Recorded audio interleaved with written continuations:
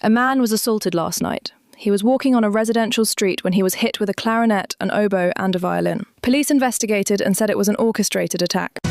Welcome to the BJ Show. Let's rock and roll. Rock and roll. Come on, everybody. Let's lose control.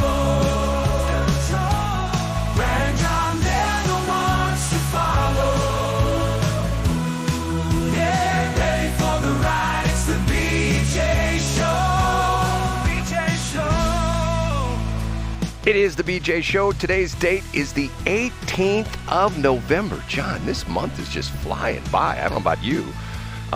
We finally got past the day where you could start your registration for online sports betting. Brad, did you create your account yesterday?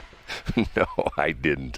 Okay, first off, before we get going with the show, we're a couple minutes early, so John won't be too upset that I'm taking 2 minutes away from his top three because we're 2 minutes early this morning. Okay, interesting feedback from yesterday's show. First off, thank you for all the people who are concerned about my health. I got some positive stuff on that and some negative stuff on that. Matter of fact, the one person was very concerned about my MATA. Okay, and what does that stand for, Brad? MATA. Like, what's MATA you? What's MATA you? No. Thanks, John. I appreciate that. No. About my upcoming surgery, which I still haven't nailed down yet. Okay, you ready for this? Yeah. This is from a listener. I'm a gallbladder patient. My laparoscopic GB, gallbladder, failed. Poked hole in liver. Bled internally for 2 days. Then had to do old-time bile duct, 3 days intensive care. But then they left stones in bile duct. Third surgery was scope down throat through stomach to blow out stones in bile duct. Took 15 years for body to be normal again. So I'm thinking to myself, 15 years for my body to recover if that happens to me, I'd be 105 by the time. You'd be over 100. And Brad, what I love about a story like that, first of all, it's unfortunate. Do you know this person that suffered through this? Yes, I do know this person. It's so first of all, that sounds incredibly painful and frustrating for them. No kidding. Secondly, the great thing, go ahead, Brad. I said no kidding. Yeah. Now, secondly, the good thing about an anecdote like that, Brad, is I'm the kind of guy who lives his life based on anecdotes and not big picture facts. So what that story does for you, and as I predicted, Brad, you can find a link to this on johncombest.com today because I linked the C block. You will choose anxiety and martyrdom over getting your surgery. And the great thing about your friend's story, which is, I believe, 100% accurate and true and sad, is that you'll use that anecdote as a further excuse or proof point of why you won't get the surgery. And it will allow you to say, well, I know somebody that had it done and it was just a disaster. So it's good for you, Brad. It's a win-win. Your friend gets to convey their true story about their pain and suffering, and you get to use it as an excuse to be a martyr for the next however many years you're on Earth. John, you know, my life has been somewhat interesting, and I have people all the time that tell me that I have crazy, weird stuff that happens to me. Like, for example, 23 years ago when I was all excited about getting LASIK surgery, and I go under the knife, literally the knife, and it malfunctions and tears my cornea in half, and the surgeon says, OS blank blank T. You know, I have a little app because, once again, I was 1 in 5,000. Get what I'm saying? You know, I mean, I get exactly what you're saying there. And again, that's a good proof point of why you won't get the surgery, Brad. You won't take the necessary steps.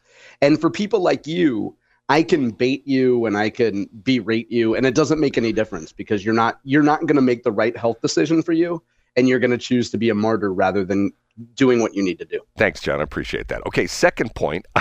This is sort of an interesting story. I had a call yesterday from one of our listeners who proceeded to tell me about his father. His father is up there in years, and his father is retired, and he's talking about his father is old now and the whole bit. And then, by some coincidence, he mentions his father's age, and I'm the same age. So, yeah, I bet. So it's another old guy, right? Yeah. And your real age, not your kayfabe age. I'm 90 years old. Okay. And the interesting part was, then this guy, nice guy, proceeded to apologize to me about, but you don't sound that old. Yeah, that's true, Brad. And as you point out, one of your best traits is your relative immaturity. Whether it's your diet or your sense of humor, you don't act like you're your actual birth certificate age. John, you know what's just ran into the studio? A Hanaway just ran into the studio. What's that? Oh, a Hanaway? Yes. I don't know what a Hanaway is. It's about 6 pounds. Oh, there we go. What was the Mata punchline from earlier? You're supposed to say, and I say, an Amata. Oh, what's a Mata? You're supposed to say, what's a Mata? I go, okay, nothing, what's a Mata You know with that you? you did that joke a couple weeks ago, right? So that's the only reason why I remember it. Okay, that is John Combest, Combest. Every single day of his life, he puts together this incredible list. Did my things? Hold on a minute. Darn it! Hold on. I got to see if this is going to work. I'm Casey Kasem. Oh, it is. Okay, the screen flipped. Okay, every single day of his life, he puts together this incredible list of all this important stuff that you should know about that's going on in the state of Missouri. Now, he puts together a bunch of different topics on his website, sometimes like 40, 50, maybe even 60. Sometimes you're not going to look all through all those things. You want to have someone curate them, just like they would in NPR. So we have John Combest here in the morning to curate his list. We bring in this VIP guy who's been dead for, about 20 years now, and his wife buried him 3 different times. He's buried in Norway. We dig him up, and we say, your name again, sir? I'm Casey Kasem. And he starts off with? In third place. 1 week ago, you interviewed Attorney General Catherine Hanaway. You did a fantastic job with the conversation, Brad. And one of the items that you brought up was St. Louis City crime. And you said, anecdotally, really, you don't have any reason to go downtown anymore. And the fact that there's so much crime is one of the deterrents to going downtown. And I think, Brad, I happen to feel the same way you do. And I think we would presume that business at Ballpark Village would have been down this year. An interesting factoid or two from St. Louis Business Journal. I have a link up today on my website. And Brad, not only do I have a link, but I have a link to a paywall-free edition, so everyone can read this from the St. Louis Business Journal. Here's a quote from the Business Journal. Despite that, sales tax receipts recorded in Ballpark Village from January to March this year increased by $3.2 million, according to data from the Missouri Department of Revenue. So this isn't just some hot dog vendor making up stats down there, Brad. This is verified by the Missouri Department of Revenue. So that was from January to March. So think of that as pre-baseball season downtown. Receipts from April to June rose by around $2 million from the prior year. So at least, Brad, if we look at the first half of the year, business in Ballpark Village was good. Now, the only reason I saw this statistic was because the Business Journal has a headline about a topic that we talked about twice. Once in March 2024 and once in December 2024. And it was the iconic hipster clothing brand, Arch Apparel. You remember us talking about the hipster clothing brand, Brad? Oh, yeah, because they shut down a bunch of their stores. They only had one store left. Wasn't that the deal? You're exactly right, Brad. And the only store they had remaining was Ballpark Village. So I'm stepping on the story by babbling here, but I'll get right to it. The headline reads, St. Louis clothing store owner says Ballpark Village move, quote, cost me everything. Sales tax receipts at Ballpark Village show notable gains so far this year, a sign that business appears strong in one of the downtown's major entertainment districts. But one Ballpark Village retailer says that's not the case for his business. Aaron Park, owner of St. Louis themed clothing retailer Arch Apparel, said he is now the sole employee of an operation that once employed 35. Business is so bad that he hasn't been able to pay himself for around 2 years and is considering declaring bankruptcy. Brad, here's the part of the story you might remember. Arch Apparel once operated 3 stores, as you referenced earlier, Brad. The Ballpark Village location, which opened in 2021, is the last one standing, and it hasn't been profitable for 2 years. Here's the killer quote, and we'll end with this, Brad. Moving to Ballpark Village was the worst decision of my life, Park said. It literally cost me everything. Every employee, every dollar I have is gone. Brad, this is a sad story about an entrepreneurship, a small business that was once booming and then saw declining sales. And as you and I discussed in March of 2024, and then again in December 2024, as the company was closing different stores. Brad, in 2024 in March, I suggested on 314 Day that Arch Apparel take its valuable brand, its iconic brand, and sell out at that moment. It needed to get some cash. It clearly was having trouble paying its bills. It should sell out to a national retailer. And I pointed out the fact that their email list is gold. A lot of companies would pay for all that data that Arch Apparel has collected over the past decade. Of course, Arch Apparel continued to run unprofitable stores from March until, well, now. Last December, Arch Apparel, we talked about the fact that they had been sued by a management company over a significant amount of debt.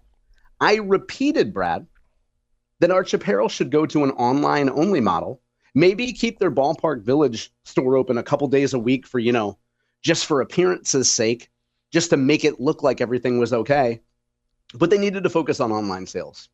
So now in November 2025, Arch Apparel says they made a terrible, terrible decision by keeping Ballpark Village open this whole time, and that they're going to go to online-only sales, Brad. So maybe some of the things we talk about on this show are a bit of a leading indicator. See, when we talked about this before, there's a company out in St. Peter's called STL Shirt, stlshirt.co, and they actually start making hats now, stlhat.co.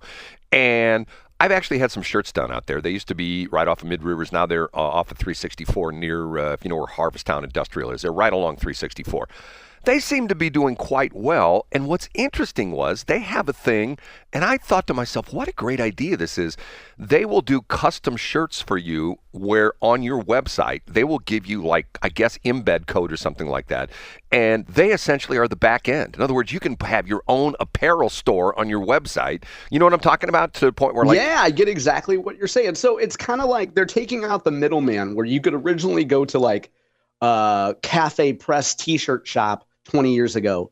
But now they make it look like you have a legitimate clothing brand where you can buy some merch, but it's really just a back end thing and they process your order. Yes, and now you're going to roll your eyes when I bring this up, but Cletus McFarlane, who you always make fun of, who is now make a ton of money on merch, Brad. This is one of your greatest hits. Where does he make a lot of money from, Brad? But John, here's one step further. This is my lesson that the radio people won't learn. Not only does he sell his own merch, he actually manufactures it. They have their screen printing, the whole bit. He sells his own merch, but he now does the merch for like 20 other YouTubers.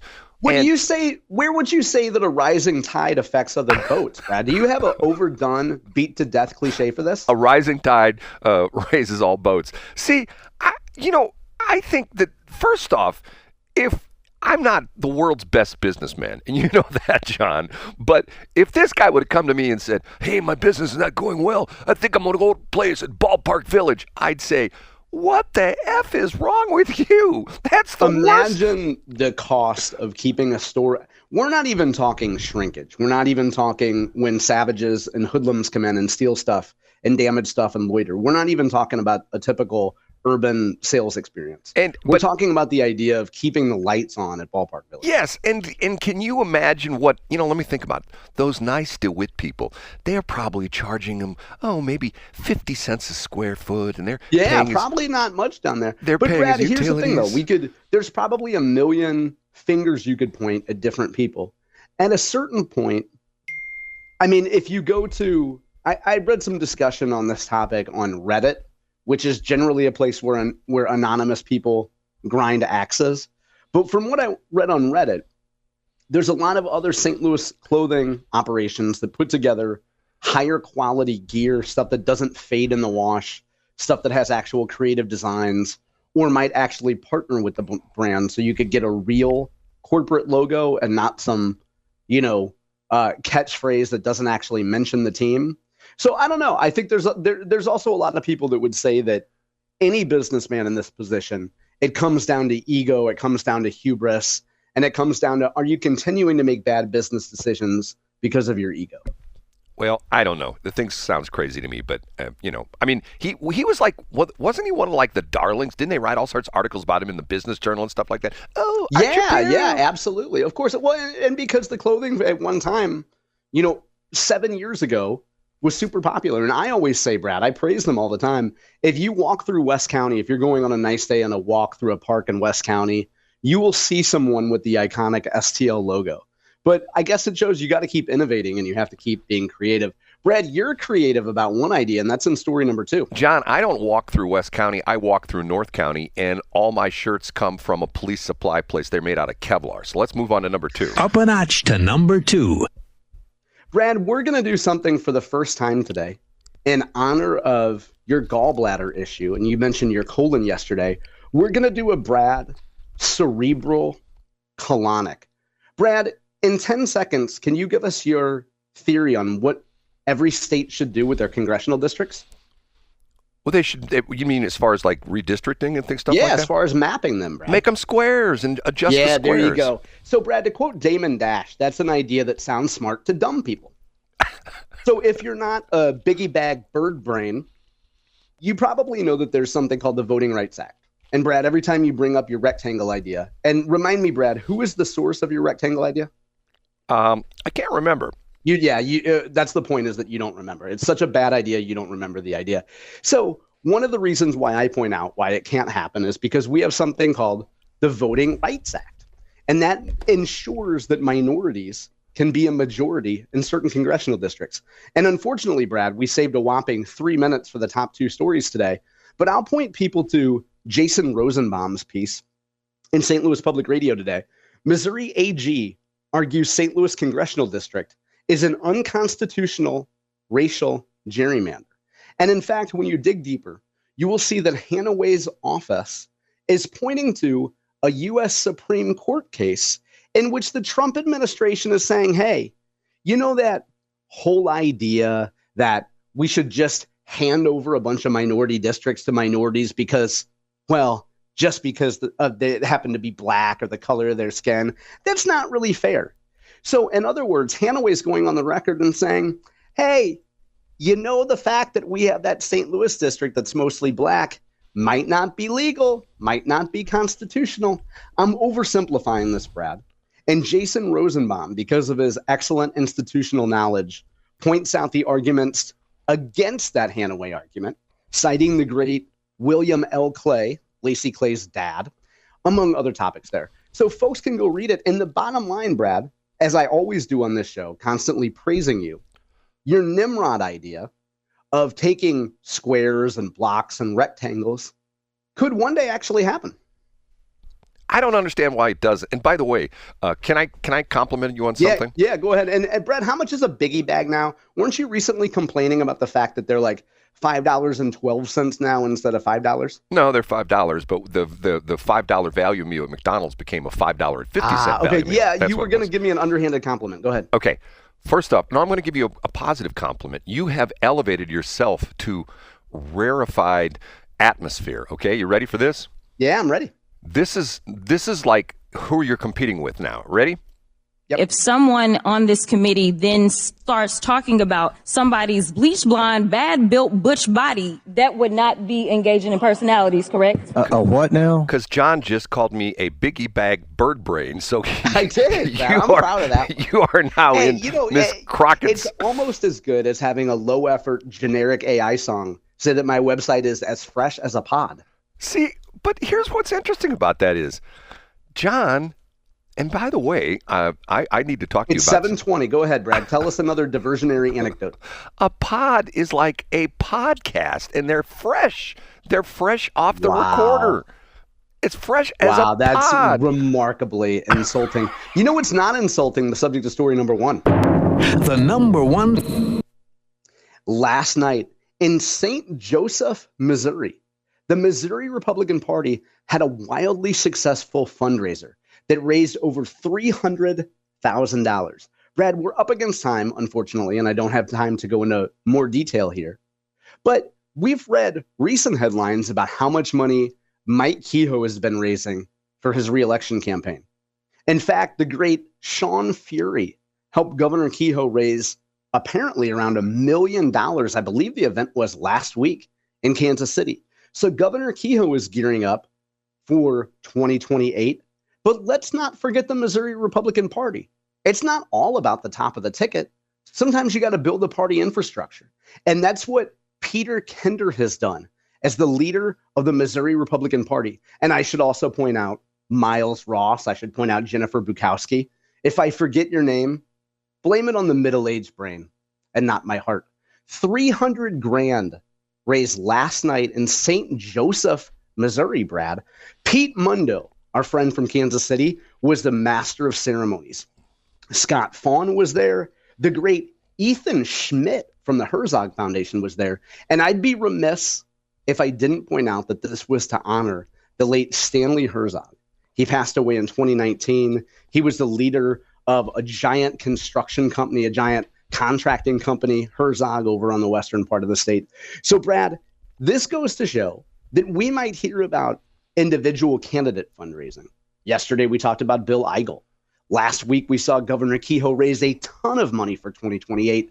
But the state party is building its financial base, and that benefits every Republican candidate for 2028. So congratulations to Miles, PDK, Bukowsky, the whole team at the Missouri Republican Party. Well, John, you mentioned Bill Eigel, but why doesn't Kehoe call up Bill? I mean, and say, hey, Bill, I see you're getting lots of money from all these retired people around the country. How do I get in on that, Bill? He did. Actually, he had Bill add a second checkbox that says you will sign over your Social Security check every month to both Eigel and the American Dream. You know, that's Mike Kehoe's PAC. It's named after, people don't know this, it's named after Dusty Rhodes. The American Dream, baby, American Dream PAC. Well, so you're right, Brad. Once again, you're front-running reality. There's a checkoff box where you can sign your government checks over to both Eigel and Kehoe. I heard Bill Eigel is now employing Indian telemarketing firms that they'll actually call and they'll help you with your Microsoft Windows for a fee.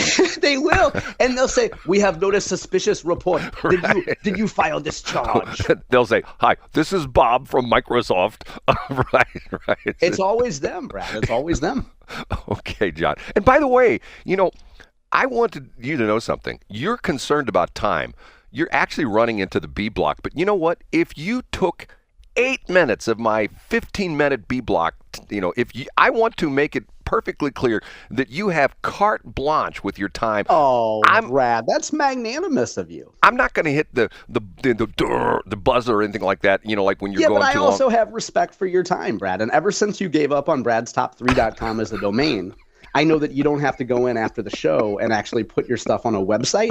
So I figured you would still want to take up your whole 15 to 20 minutes of that. No, John, you're the star. I'm just the button pusher. Remember we got. Brad, your false humility gets me every time. Oh no, it's not my humility. You did that promo for me. He says I'm the real star. We're going to find it real quick. Yes. that. You know what, Brad? Most of your AI nonsense is really, really bad and low effort and low quality, but that was pretty good.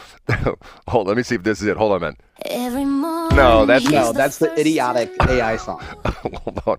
You don't like that song? No, it's a complete waste of time. I'm embarrassed that my name is in there. Hold on, man. Where is it? Here we go. Hold on, man. Hi, this is John Combest. I wanted to invite you to listen to my show on Westplex, 104.5, Monday through Friday between 7 and 8 a.m. You may know me from my world-famous website, johncombest.com. But you may not know that I've been doing radio since my days in Spanish Lake on the Hazelwood East High School radio station. I've invited this newbie, Brad Hildebrand, on the show with me, but he understands that I'm the real star of the show. Brad's just the button pusher and pot turner. Oh, not that kind of pot. Anyway, listen to The John Show on Westplex, 104.5, Monday through Friday from 7 to 8 a.m. and anytime, anywhere on bjshow.co and bjshow.us. John Bosch didn't approve of this message. I'm sorry I came into the end there. John, thank you so much for that. I really appreciate that effort. Yeah. Did you hear, because of Cloudflare, did you hear about how many websites are down this morning? Ours are up, aren't they? Oh, yeah, no, ours are up. But I'm just saying, I went to a number of newspaper websites this morning, and if they use Cloudflare as like their infrastructure, there's a huge outage. X is affected. I just thought maybe you had seen that or heard that as a headline today. You know, it's kind of crazy, Brad. A number of newspaper websites are down today. John, what I haven't told you is when I had my little fight with the farmer down at the crap transmitter site, there's a fiber run that goes right along Highway 47. And when I talked to the guy from the fiber company, he told me that is a main trunk that goes across the country. It goes from St. Louis through Kansas City, through Jefferson City. And what he told me is a lot of the companies in the country that use Cloudflare are on that trunk line. And what was interesting, I believe it. What was Brad. interesting, That's amazing. and you know what I heard? They're going to take the bill for that excavation and send it to Dave Schatz and they can get a refund. No, but this is in Warren County. It has nothing to do with Warren County. But I understand that the farmers were out there last night plowing, and they plowed up the fiber line, and that's why all those websites are down. So, hey, at least 2 of us spent last night plowing, Brad. blame it on the farmers in Village of Three Creeks, which has a population of 6. Okay.